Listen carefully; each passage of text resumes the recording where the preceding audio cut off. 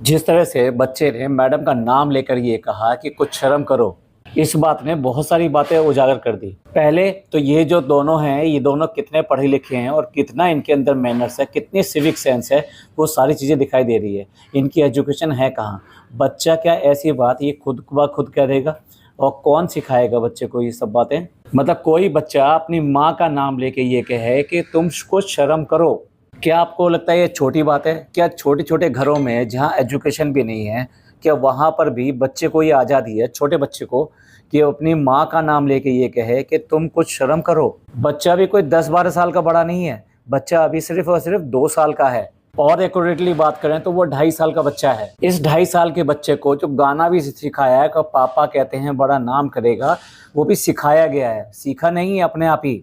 बच्चे सीखते कैसे हैं? जो अपने आप सीखते हैं वो ऐसे सीखते हैं कि जो बातें घर के अंदर बहुत ज़्यादा होती रहती है। जैसे हमारे हिंदू भाई जब पूजा करते हैं तो आरती करते हैं, तो डेली की डेली अगर मुंह से बोलकर वो आरती कर रहे हैं तो छोटा बच्चा उसके कुछ शब्द एकदम से सीख जाता है और वो आपको बिना सिखाए हुए भी कुछ वर्ड्स वो अपने आप ही बोलना शुरू कर देता है। इसी तरीके से घर के अंदर अजान की आवाज़ या कोई भी इस तरह की चीज़ आप डेली की डेली अगर पढ़ते हैं तो उसके कुछ अंश बच्चा जो है कॉपी करने लगता है और सीख जाता है। तो क्या ये माने कि मैडम के घर में, जनाब के घर में हमेशा मैडम के नाम से इस तरह की बातें कर दी जाती हैं कि कुछ तो शर्म करो, कुछ तो शर्म करो? इससे पहले भी इसी बच्चे से मैडम को इसने कहलवाया था। अब कहाँ तो माँ की इज्जत रहेगी, कहाँ इस बात की रहेगी? जो सो कॉल्ड इतने सारे इनके जो पागल हैं, इनके ऊपर बिल्कुल ही वो आके कहते रहते हैं, हाओ क्या पेरेंटिंग है, मैडम ने कैसे अपने बच्चे को इतनी अच्छी परवरिश दी है, माय फुट। ये औरत जो कि सारा का सारा दिन उसको अपने पास रखना तक पसंद नहीं करती, वो परवरिश तो क्या ही देगी। और जनाब जनाब को तो मतलब ही नहीं रहता कि वो बच्चा क्या कर रहा है क्या नहीं कर रहा है। जनाब का तो ये है कि एक पेड़ लगा दिया है, अब उसके जो फल आएंगे तो वो फल सारे सारे मेरे हैं। यानी एक पेड़ लगा दिया है, वो बच्चा आ गया है घर में। आप ये कोई भी अच्छी बात करें तो आप मुझे आकर बताना सबसे पहले, और सबसे पहले व्लॉग में मैं ही दिखाऊंगा। यही होती है बाप की जिम्मेदारी। मैडम भी अपने कामों में बच्चे की तरफ बिल्कुल ध्यान नहीं देती। इसका जो भी डेवलपमेंट है वो उसका श्रेय अगर किसी को जाता है तो नानी को जाता है। और यस, ये जो गाना सिखाया गया है ये भी नानी ने सिखाया है। ये इनमें से किसी ने नहीं सिखाया है कि पापा कहते हैं बड़ा नाम करेगा। पापा ने तो बहुत नाम कर लिया, अब बेटे की अब बारी आ गई है। जो आदमी घर में पड़ा रहता है आलसी की तरह और फिर ये कहता है व्लॉग बनाने के लिए कि मेरा मूड नहीं किया और मैं कुछ लो हो गया था, तो जनाब और जनाब के जो चहेते हैं ना उन सबको मैं बता दूं कि लो होने की जो अफोर्डेबिलिटी है ना वो इनके पास है। अफोर्डेबिलिटी मतलब ये अफोर्ड कर सकते हैं लो होना। भैया घरों में जाके देखो, जब आदमी सुबह निकलता है कमाने के लिए और उसका अगर मूड ना हो या फिर उसकी थोड़ी बहुत तबीयत खराब हो तो वो क्या फैसला करता है? काम पे जाने का करता है या घर पे इसी इनकी तरह से सोफे पर पड़े रहने का करता है? तो इनके पास है इजी मनी, और इजी मनी लगातार लगातार आए चली जा रही है, क्योंकि तो आप लोग जो है ना बिल्कुल पागलों की तरह इनको देखते चले जा रहे हो। इनको देखना बिल्कुल बंद कर देना चाहिए, तभी ये लोग जो है आम आदमियों की तरह आपको दिखाएंगे। वरना तो ये पूरे सालों साल सोफ़ा तोड़ते रहते हैं। कौन सी ऐसी बड़ी बात होगी कि मेरा मूड नहीं किया, मेरा मन नहीं किया? भाई काम करने को आप ऐसा कैसे कह सकते हैं? कौन सी कंपनी का मालिक तुमको सैलरी दे देगा या पैसे दे देगा, या कौन सा बिजनेस चल जाएगा जब आप काम पर नहीं जाएंगे? तो यस, जनाब हैं, जनाब अफोर्ड कर सकते हैं क्योंकि इतना पैसा आ रहा है, आसानी से पैसा आ रहा है, मैडम का पैसा है और अपना पैसा है, तो उसकी वजह से ये अफोर्ड कर सकते हैं। कितने कितने दिन पड़े रहें, घर का खर्चा तो चल ही जाता है। जिस दिन इनके घर के खर्चे में चलने में दिक्कत आएगी कि अगले महीने का नहीं चल पाएगा, बाकी की तो इस महीने की तो छोड़ दीजिए, अगर ये हो कि अगले महीने का या उससे महीने का, उससे अगले महीने का खर्चा नहीं चल पाएगा, तो हम देखते हैं जनाब को कैसे सुस्ती आती है, जनाब कैसे लो फील करते हैं और जनाब कैसे आलसी होकर कहते हैं कि मूड नहीं था। निकम्मेपन की भी एक लिमिट होती है, जनाब उन सारी लिमिट्स को क्रॉस करते हैं। चलिए लौट कर आते हैं वापस उसी बात पर जो बच्चे की बात थी। तो मैं ये पूछना चाहता हूँ कि जनाब को बचपन में क्या सिखाया गया था? क्या जनाब भी अपनी माँ के लिए इस तरह के शब्द बोलते थे? और ये बात मैं नहीं मानता बिल्कुल भी। नानी तो बिल्कुल सिखा ही नहीं सकती कि इस तरह की बात सिखाए, यानी लो मैनर्स वाली बात, ये बहुत ही ज़्यादा गंदी बात मैडम कोई मम्मी नहीं सिखाएंगी इस बच्चे को किसी भी हालत में। तो फिर ये कैसे सिखाया गया, किसने सिखाया गया? ये इसी आदमी ने सिखाया, क्योंकि इसका व्लॉग बन रहा है और मैडम है इसके सामने बिछी चली जा रही हैं। इन्हें कोई फ़र्क नहीं पड़ता कि अगर इनको इनका बाप मतलब बाप और बेटे आज की डेट में देखा जाए तो दोनों के दोनों ये मैडम की धज्जियां उड़ाने में कोई कसर नहीं छोड़ रहे। और मैडम है कि बिछने को तैयार है हमेशा। मैडम के कर्म ही ऐसे हैं, उनके पास में कोई चारा ही नहीं बचा है आज की डेट में। अगर वो ये ना करें तो उनका इससे भी बुरा हाल हो जाएगा, जो कि अब है, दिखाई देता है साफ साफ। अब आप इसी व्लॉग में देख लीजिए, जनाब ने उतनी अच्छी लाइट में ये सब नहीं किया है, तो मैडम के फिल्टर कितनी जगह ज़बरदस्त तरीके से डार्क सर्कल दिखाई दे रहे हैं। उनके ठोड़ी के नीचे जो स्किन है वो लटकी हुई दिखाई दे रही है। इनफैक्ट ये कैमरा और साथ साथ लाइटें यूज़ ना करें, आई मीन कैमरे से मेरा मतलब फिल्टर और लाइटें यूज़ ना करें तो इनकी स्किन क्या, जनाब के खुद के चेहरे पे कितने सारे रिंकल दिखाई दे रहे हैं। ये आदमी जो लगातार जिम जाने की और इस सब की बातें करता है, हालत इसकी ये है कि ये जो 4 दिन काम कर ले तो 1 हफ्ते की छुट्टी ले लेता है कि मैं तो थक गया भैया, मैं अब कुछ नहीं कर सकता। इसलिए मैं कह रहा हूँ इस बात को, क्योंकि इजी मनी आ रही है, इसलिए ये आदमी जो है यहाँ पर पड़ा हुआ है इस तरीके से। भाई जिनके करोड़ों लाखों और अरबों रुपए हैं, जो हमारे यहाँ के, मैं नाम नहीं लेना चाहता, जितने भी इंडस्ट्रियलिस्ट हैं, वो कोई भी इंडस्ट्रियलिस्ट आपने ऐसा देखा है कि वो छुट्टी पे चला गया, वो काम नहीं करेगा, अब तो वो उसने बहुत कमा लिया, बस अब तो ऐश करेगा, ऐसा कभी देखा है आपने? वो भी लगातार काम करता रहता है, जबकि उसे पता है कि अगर वो काम ना करे तो उसकी और उसकी आने वाली कुछ पीढ़ियां आराम से बैठी बैठी खा सकती हैं। डेफिनेटली पहले बच्चे से रिहर्सल कराई गई होगी बुलवाने की, और उसको कहा गया होगा इस तरह से बोलने की, और तभी बच्चे ने इस तरह की बात कह दी। क्या बच्चे को पता है कि जो वो कह रहा है उसका मतलब क्या है, वो किसके लिए कह रहा है, उसका मतलब जो है कितना बुरा निकलता है? बच्चे को सिर्फ इतना पता है कि अगर ये मेरे से कुछ करने के लिए कह रहे हैं और उसके बाद में इसको शाबाशी देते हैं तो वो ज़रूर करेगा। और ये कैसे लोग हैं भाई, उधर जो है वो पिज़्ज़ा अपनी आबा को, यानी कि जो उसकी खाला लगती है, और देखा जाए तो उसकी माँ के बराबर है, क्योंकि उसने इसको छोटे से पाला भी है, उसके बाद में भी उसके साथ में बदतमीजी करती है और घर कुछ नहीं कहता है। अगला व्लॉग भी आ गया, लेकिन चालू की तरफ से या किसी की तरफ से 2 शब्द नहीं बोले गए इस बात को कि पिज़्ज़ा ने इतनी सारी बदतमीजियाँ अपनी माँ से, और अपनी माँ जैसी बड़ी, मतलब माँ से भी बड़ी, उससे भी इस तरह की बदतमीजियाँ क्यों करी। और वही रिवायत जो है जनाब ने अपने घर पे चला रखी है। दोनों का फ़र्क क्या रह गया? इसी से पता लगता है कि दोनों बहन भाई की परवरिश कैसी हुई है, और ये किस तरह के लोग हैं जो बिल्कुल भी इज्जत को इज्जत नहीं समझते, माँ को माँ नहीं समझते। चालू ने जब काम करने के लिए कहा अपनी माँ से, जो वो डेकोरेट कर रही थी और उसका घर सारा फैला पड़ा था, तो उसने साफ साफ ये कहा कि तुम मुझसे लड़ोगी। ये इंडिकेशन है इस बात का कि इन दोनों में छोटी मोटी नहीं, खूब अच्छी तरह से लड़ाइयाँ आज भी होती हैं और पहले भी होती थी। और मैं माँ बेटी की बात कर रहा हूँ, मैं किसी और की बात नहीं कर रहा। इन दोनों में आपस में पहले भी लड़ाइयाँ होती थी और आज भी होती हैं। और मैडम की लड़ाई तो अब इन्होंने खुद अपने तरफ से मान ही ली कि भाई कुछ इनमें मतभेद थे, और जिसके लिए जनाब को भी सरेंडर करना पड़ा और उल्टे पाँव भागना पड़ा कि 1 महीने के लिए जा रहा हूँ, अब जो सेटल करना हो वो जो है प्लासी का युद्ध खुद लड़ा के ख़त्म कर लेना। तो भाई कैसी एजुकेशन, कैसी परवरिश, ये किस तरह के लोग हैं जो अपने बच्चों को दे रहे हैं, और उसके बाद में दे रहे हैं तो उसके बाद में जो रिजल्ट आ रहा है उसको देखने के बाद में भी सुधरने को तैयार नहीं है। लोग जो है लगातार इनको कमेंट कर रहे हैं, यही तो वजह है व्यूज़ डाउन जाने का, नहीं तो और ऐसा क्या है भाई? ऐसा इन्होंने अब ऐसा क्या कह दिया जिसकी वजह से इतना व्यूज़ डाउन जा रहे हैं?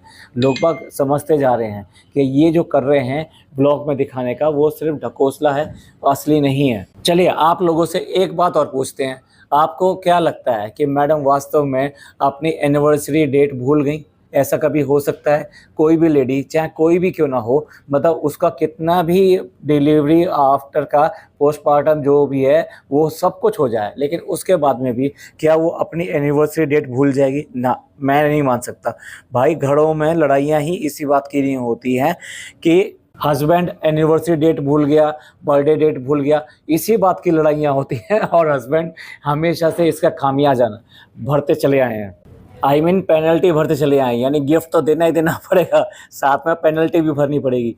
तो मैं कैसे मान लूँ इस बात को कि कोई वाइफ, यानी कि कोई भी लेडी अपनी इस तरह की चीज़ें, एनिवर्सरी, अपना बर्थडे, इस तरह से भूल जाए? हस्बैंड हमेशा भूलते हैं। यहाँ ये पूरा ड्रामा रचा गया है ये, क्योंकि जनाब का व्लॉग चल रहा है। और मैडम के ऊपर मुझे समझ में नहीं आता, मैडम एक ऐसी बकरी हैं कि जिनको जब ज़रूरत होती है जनाब हलाल कर देते हैं। जब ज़रूरत होती है अपने व्लॉग के लिए, अपने कंटेंट के लिए, उसी को यूज़ करते हैं। वैसे अगर मैडम का बस चले ना तो वो डेफिनेटली डेफिनेटली शादी की डेट, शादी, ये सब भूल जाना चाहेंगी। क्योंकि कुछ भी हो जाए, कुछ भी हो जाए, आज की डेट में मैडम कहीं न कहीं तो ये सोचती होंगी कि मैं जिस भंवर में फँस गई हूँ, जिस नाव में सवार हो गई हूँ, अब उसमें डूबने के अलावा और कोई तरीका नहीं है। लेकिन काश, काश इस नाव में सवार नहीं हुई होती। चलो ये मेरा मानना है, मैं तो पब्लिक से पूछता हूँ, क्या बोलती है पब्लिक? आपको क्या लगता है कि मैडम जो है कहीं न कहीं, किसी न किसी जगह तो ये बात पछताती होंगी कि ये जो डिसीज़न था ये उनका जो है गलत हो गया,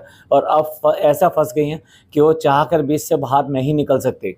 अब देखा जाए तो जनाब भूले थे वैलेंटाइन, मैडम ने तो फिर भी प्रॉमिस डे याद रखा और आके अपने प्रॉमिसों को गिनाना शुरू कर दिया। जनाब एक भी प्रॉमिस याद रखना ही नहीं चाहते हैं। अब उनको याद आया है कि मुझे भी वैलेंटाइन डे पे कुछ ना कुछ डालना है। भाई इससे पहले हर साल इनके व्लॉग बने हैं वैलेंटाइन डे के लिए।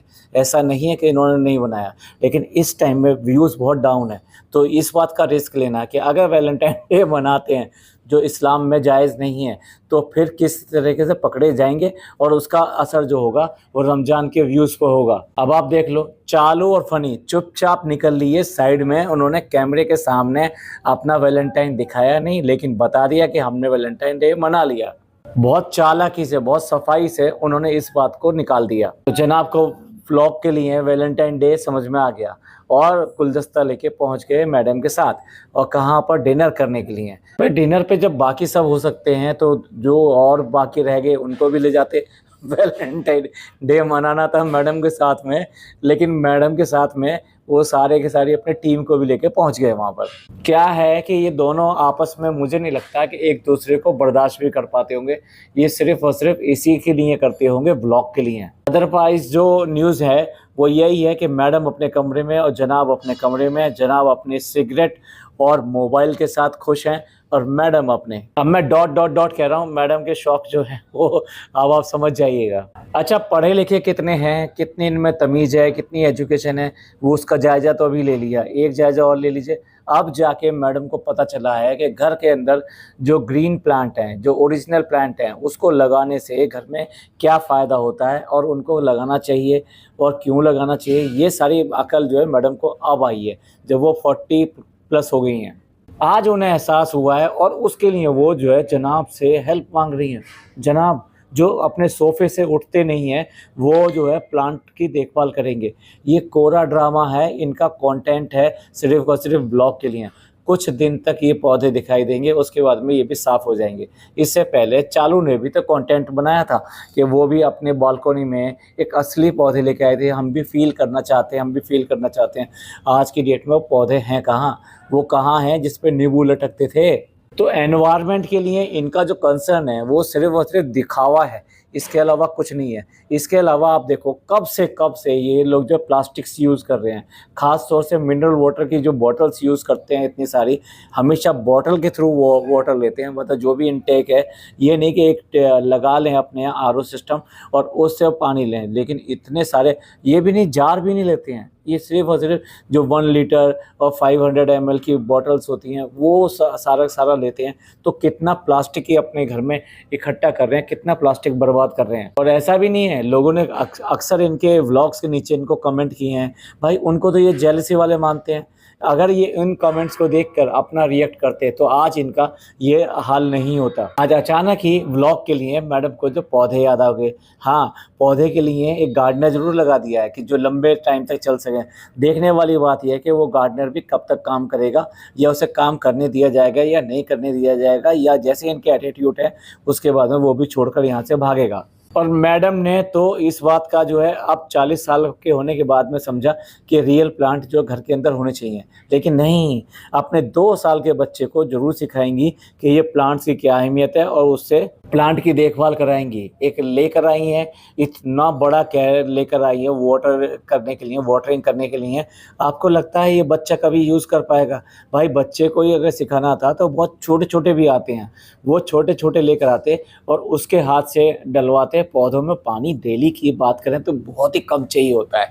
तो वो पानी एटलीस्ट बच्चे से रोज़ डलवाते हैं तो हो सकता है कि 1 साल बाद में या 6 महीने बाद में बच्चे को खुद ऐसी हैबिट हो जाती है कि वो चुपचाप जाके अपने आप रोज़ के रोज़ पानी डालाता उसमें। तो मैडम की अकल भाई क्या कहें, उन्हें बस ये दिखाई दिया, इतना बड़ा बकेट दिखाई दिया कि ये जो कम से कम वो 10 लीटर का बकेट होगा, 10 लीटर का नहीं होगा तो 8 का तो होगा ही।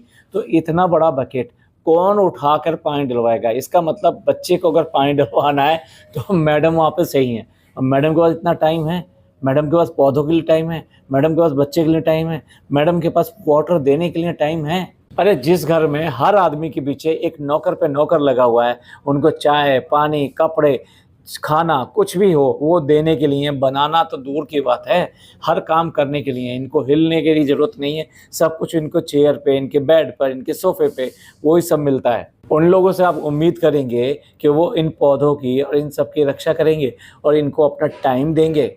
और अब रमज़ान शुरू हो गए हैं। सबसे पहले तो आप सब लोगों को रमज़ान की बहुत-बहुत मुबारकबाद। मेरे को व्लॉग के स्टार्टिंग में करना चाहिए था, लेकिन मुझसे स्लिप हुआ है। इस रमज़ान में आप खूब इबादत करें, खूब हर तरह से इबादत करें, क्योंकि इस महीने में की गई इबादतों का सवाब बहुत ज़्यादा मिलता है। तो भाई इसके बाद में ये लोग ईद का चाँद देखने के लिए ऊपर आ गए। इनको पता नहीं है कि इस टाइम जो है क्लाउडी डे चल रहा है, तो उसमें ईद का चाँद कहाँ से दिखाई देगा? और अगर ईद का चाँद नहीं देगा तो क्या ये रमज़ान नहीं रखेंगे? लेकिन क्या है, इनका एक कंटेंट है, एक बिल्कुल स्टैंडर्ड तरीका है, एक रिचुअल है। ये चाँद देखने जाएँगे, फिर एक दूसरे को सबको मुबारकबाद देंगे, सबके गले मिलेंगे, जो नहीं गए हैं उनके घर पे भी जाके मिलेंगे। लेकिन मुझे ये समझ में नहीं आता, पिछले साल जैसे चालू और ये लोग नहीं गए थे, तो नीचे आके इन लोगों ने उनको जाके विश किया था और उन लोगों ने अपना अलग से चाँद देखा था। मतलब तब इतने फ्रैक्शन थे। आज की डेट में तो चलो सब के सब वहाँ पहुँच गए। पहले ये लोग पहुँचे और उसके बाद में चालू की फैमिली पहुँची। लेकिन मैं ये कहता हूँ, ये जो रिचुअल है कि भाई चाँद देखना, उसके बाद में एक दूसरे को मुबारकबाद देना, उसके बाद में गले मिलना, ये सिर्फ़ और सिर्फ यहीं तक सीमित है। वहाँ छत पर मैंने देखा और भी कई फैमिलीज़ थी, 3 से 4 फैमिलीज़ और थीं जो चाँद देखने के लिए आई होती। उनसे एक रत्ती भर इन्होंने बात नहीं करी, एक हाल-चाल नहीं पूछा, एक विश नहीं किया, चाँद के बारे में बात नहीं होती है। नहीं तो अक्सर जो है बात हो जाती है कि हाँ, आज तो बादल ज़्यादा हैं, शायद दिखाई नहीं देगा। दूसरा आदमी कहता नहीं, सऊदी में तो दिखाई दे गया था, तो वहाँ पहला रमज़ान हो गया है, तो यहाँ पर भी अगले दिन रमज़ान हो ही जाएगा। नहीं भाई, इनका लेवल कहाँ है और उनका लेवल कहाँ है? तो किसी अड़ोसी-पड़ोसी या किसी पास वाले से, चाहे वो अपने ही इस्लाम का क्यों ना हो, उससे बात करने में इनको तो बहुत ज़्यादा शर्म है। ऐसे लगता है कि इन्होंने बिल्कुल अलग ही दुनिया बसा ली है। एक तो ये हैं, उसके अलावा इनके जितने चाहने वाले हैं, जो सब्सक्राइबर हैं वो हैं, बस वो इनकी दुनिया है। आज की डेट में हाल ये है कि चालू की गाड़ी का एक्सीडेंट हो गया तो गाड़ी ठीक करने के लिए भी वो सब लोगों से दुआ करवा रही है। हद है भाई। कांड करो तुम, उल्टा सीधा करो तुम, सेहत खराब करो तुम, बीमार हो तुम, बच्चे की केयर ना करो तुम, और उसके बाद में बच्चा बीमार हो जाए, तुम बीमार हो जाओ, तुम्हारी गाड़ी बीमार हो जाए और दुआएं मांगेंगे सब लोग। भाई कितने एहसान फरामोश और कितने दोगले लोग हैं। दूसरों के लिए भी तो दुआ करो ना तुम। अरे तुम्हारे पास में इतनी बड़ी टीम है, ये सब हैं, तो व्लॉग के नीचे अगर 4 कमेंट 6 कमेंट ये आ जाते हैं कि वो बहुत ही गंभीर रूप से बीमार हैं या उनका ऑपरेशन होने वाला है या उनके घर में कोई और समस्या चल रही है, तो उसके लिए दुआ करने की दरख्वास्त करिए, तो आपको बोलना चाहिए। अरे 4 नाम भी इसमें ले दोगे, 1 नाम भी ले दोगे, ज़रूरी नहीं है कि सारे नाम ले पाए। भाई जो हमें दिखाई दिया हमने ले लिया। हम लोग लाइव करते हैं, हम लोग जो है पॉडकास्ट बनाते हैं, हमारे किसी सब्सक्राइबर का अगर कोई मैसेज आ जाता है इस तरह से कि उनके घर में किसी इस तरीके से है, तो हम जो है उसको हमेशा इस पॉडकास्ट में शामिल करते हैं। भाई अगर लोगों की दुआएं शामिल हो जाएंगी तो उनकी जो मुश्किलें हैं थोड़ी आसान हो जाएंगी। तो बस रिचुअल करने के लिए, क्योंकि एक व्लॉग बनना है, बिल्कुल एग्जैक्टली बिल्कुल 100% एक ही पैटर्न है। वहाँ पे चाँद देखने जाना, उसके बाद में एक दूसरे को मुबारकबाद करना, फिर गले मिलना, फिर आके ये बात करना कि हाँ भी कैसा लगा, और ये सब हो जाए और व्लॉग का एंड होने वाला हो और फिर CKI की बात ना हो। उसके बाद में CKI आता है, वहाँ पे डिस्काउंट है, ये है वो है, भाई उसका एक अलग बना लो। और लेना नहीं है तो जाके सिर्फ देख कर आइए, यानी तुम्हारे को ज़बरदस्ती का फालतू का ट्रैफिक दे दें वहाँ पे कि तुम्हारी वेबसाइट पे इतना ज़्यादा ट्रैफिक आ रहा है। भाई ले कौन रहा है पहले तो ये बता दो। अगर वो ले रहा है तो आपके इसमें कमेंट क्यों नहीं करता कि भाई हमने आपका लिया था, हमें बहुत पसंद आया, हमने आपका लिया था, हमें जो उसको पहन कर सब लोगों ने बहुत तारीफ़ करी, हमने लिया था, हमें बड़ा किफ़ायती लगा, हमें आपके डिज़ाइन बहुत ही अच्छे लगे। कोई एक सिंगल कमेंट नहीं आता इनके ड्रेसेस के लिए, सबके लिए, कि कौन है वो आदमी भाई जो परचेज़ कर रहा है। ये मैडम जो ज़ोर लगा रही हैं, इतना बार-बार करती रहती हैं, कोई 2-4 आदमी मुश्किल से मँगाते हैं, उनकी भी फीडबैक यहाँ तक नहीं पहुँच पाती। हर तरफ इन्हें ईज़ी मनी चाहिए और ईज़ी मनी से ही इनका काम चलने वाला है। हालाँकि मैडम जो है एक रेस्टोरेंट के लिए बात कर रही हैं, रेस्टोरेंट मतलब कैफ़े के लिए बात कर रही हैं। वो ऐसे ही नहीं अर्चना के वहाँ पे जा रही हैं बार-बार, ऐसे ही चोरोज़ वग़ैरह की इतनी तारीफ़ कर रही हैं। चल रहा है जो चल रहा है, जैसे ही पकेगा आपको बताएँगे। तो चलिए, ये तो अनपढ़ गँवारों की तरह से अपने बच्चों से ही अपनी बदतमीज़ियाँ कराते रहेंगे। आपका इस सब के बारे में क्या कहना है? आपको ये पॉडकास्ट कैसे लगा? आपको अच्छा लगा हो तो प्लीज़ लाइक कीजिए, सब्सक्राइब कीजिए, शेयर कीजिए और हाँ, कमेंट करना मत भूलिएगा। थैंक यू, धन्यवाद, शुक्रिया।